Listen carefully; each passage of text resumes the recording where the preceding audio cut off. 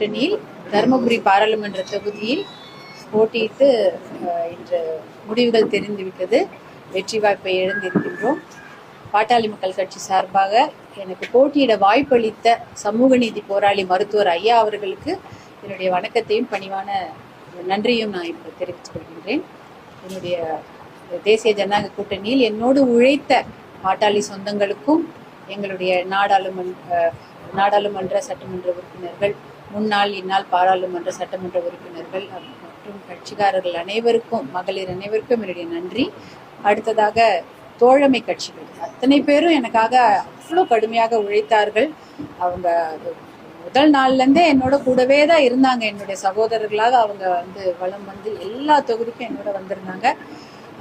குறிப்பாக பாரத பிரதமர் அவர்கள் திரு நரேந்திர மோடி அவர்களே எங்களுக்காக வேலூர்ல பிரச்சாரம் கூட செய்து எங்களுக்கு உற்சாகத்தை அளித்துவிட்டு